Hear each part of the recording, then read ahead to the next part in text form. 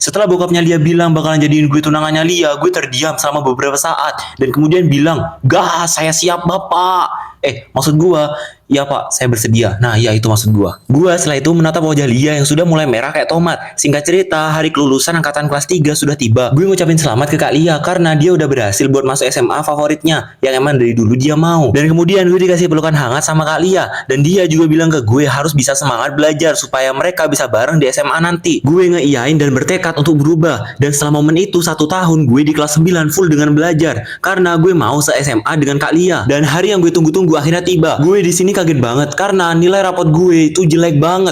Meskipun nilai kelas 9 gue rata-rata nilainya 90 ke atas, tapi nilai kelas 7 dan 8 gue rata-rata 70 sampai 80 doang. Gue sedih banget di situ karena ngira gue nggak bakalan bisa masuk satu SMA yang sama kayak Kak Lia gara-gara nilai gue kurang. Tapi entah kenapa gue yang nekat daftar jalur nilai di SMA yang sama kayak Kak Lia itu ternyata gue keterima. Meskipun di urutan paling bawah gue nggak ada masalah karena yang paling penting itu gue keterima. Di hari pertama gue masuk SMA itu tiba-tiba aja langsung disambut sama Kak Lia dengan senyum ramahnya di depan gerbang. Dan setelah itu gue ngobrol sama Kak Lia sambil dia nganter gue ke kelas gue. Dan waktu sudah sampai kelas gue itu Kak Lia izin buat balik ke kelasnya dia juga. Dan gue bilang makasih ke Kak Lia sambil ngasih gantungan kunci bentuk kucing. Kak Lia nerima pemberian gue itu dan dia bilang makasih sambil wajahnya merah. Singkat cerita gue yang baru masuk kelas tiba-tiba aja tabrakan sama cewek yang buat kita berdua sama-sama jatuh. Gue di sini langsung berdiri dan minta maaf ke si cewek yang udah gue tabrak ini. Si cewek bilang gak apa-apa karena dia juga salah karena gak ngeliat.